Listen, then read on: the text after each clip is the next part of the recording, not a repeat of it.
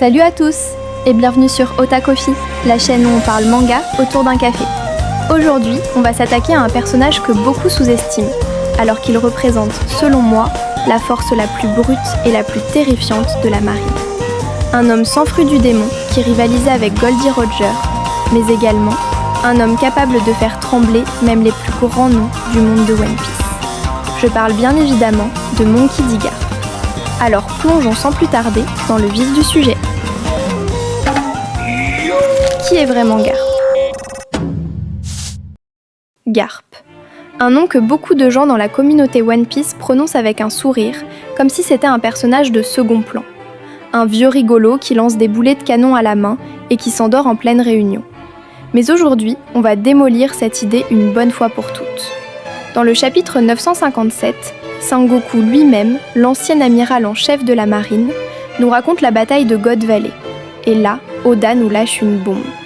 Garp, aux côtés de Roger, a mis fin au règne du Rox d'Ixébec, le plus grand pirate de son ère, celui qui avait sous ses ordres Barbe Blanche, Big Mom et Kaido en même temps. 3 futurs Yonko. Vous ne vous rendez pas compte du niveau de puissance que cela implique. Et pourtant, ce même Garp a refusé le grade d'amiral plusieurs fois. Pas parce qu'il n'était pas à la hauteur, mais parce qu'il refusait de devenir un outil des dragons célestes.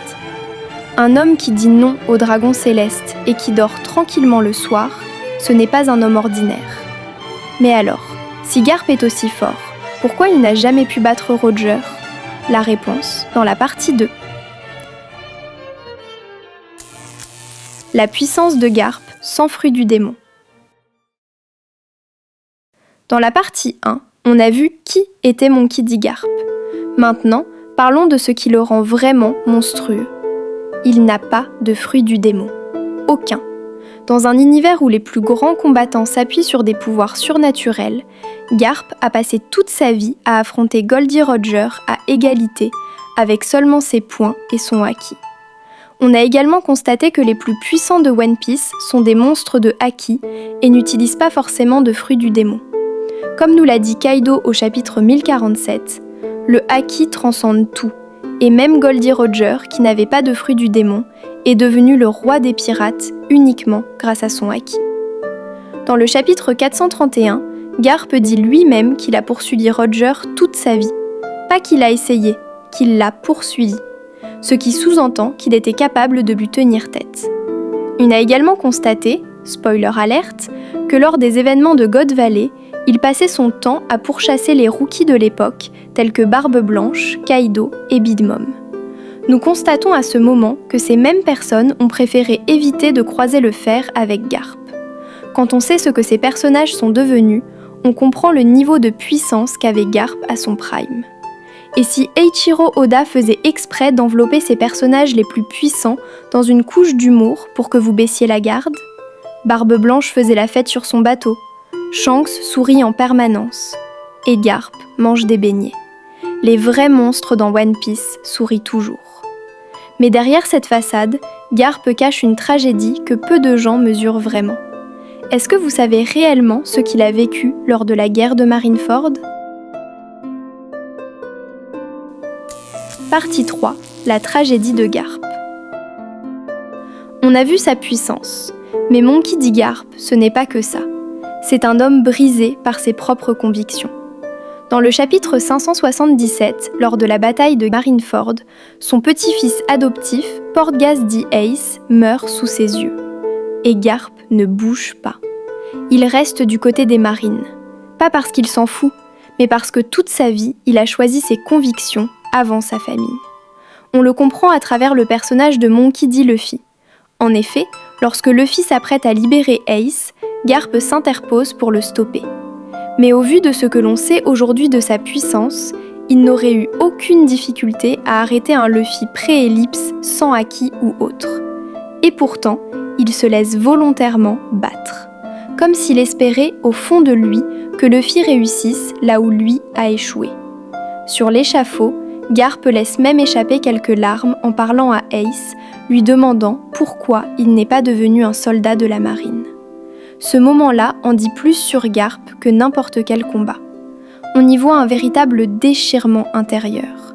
un homme coincé entre sa famille et son devoir. Et si vous avez lu ce chapitre, vous savez exactement de quoi je parle. C'est ça, la vraie tragédie de Garp. Pas une défaite physique, mais un homme qui a tout sacrifié pour ce qu'il pensait être juste et qui devra vivre avec ça pour toujours.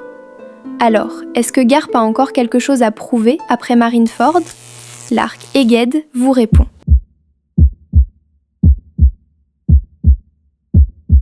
Partie 4, le comeback et la conclusion. On arrive à la partie finale, et pour ceux qui pensaient que Monkey D. Garp était fini, l'arc Aeged vous répond. Du chapitre 1080 au chapitre 1088, Garp débarque sur l'île de la Ruche, le repère de Barbe Noire, pratiquement en solo pour récupérer Koby, son disciple et selon lui, l'avenir de la marine. Il se retrouve face à Shiryu, ancien gardien en chef d'Impel Down, emprisonné au niveau 6 pour avoir massacré ses propres prisonniers par pur plaisir. Mais aussi face à Kuzan, son ancien disciple, ex-amiral, désormais membre à part de l'équipage de Barbe Noire. Dans le chapitre 1087, même blessé et à terre, Garp continue d'avancer et de se battre. On y découvre enfin toute l'étendue de sa puissance. Kuzan ne prend pas ce combat à la légère. Au-delà de ce que l'on peut raconter sur Garp, il est sans doute le seul à connaître sa véritable force, puisqu'il a été formé par lui. Et ce moment est incroyable. On voit toute la puissance de Garp malgré ses presque 80 ans. Il ravage littéralement l'île de la Ruche avec un seul de ses coups de poing. Garp, c'est un homme qui a combattu Goldie Roger à main nue, qui a participé à stopper l'incident de God Valley, qui continue de se battre à un âge avancé avec un haki monstrueux. Et malgré cette puissance démesurée, il a préféré sacrifier ce qu'il avait de plus cher pour son sens de la justice. Alors la prochaine fois que quelqu'un vous dit que Garp est juste un vieux rigolo, renvoyez-le au chapitre 957 et laissez Eiichiro Oda répondre à votre place. Voilà, c'est tout pour cette vidéo. J'espère qu'elle vous a plu. N'oubliez pas de vous abonner à la chaîne pour plus de contenu manga et n'hésitez pas à me dire en commentaire si vous êtes plutôt team Garp ou non. N'oubliez surtout pas, la piraterie n'est jamais finie. Ciao!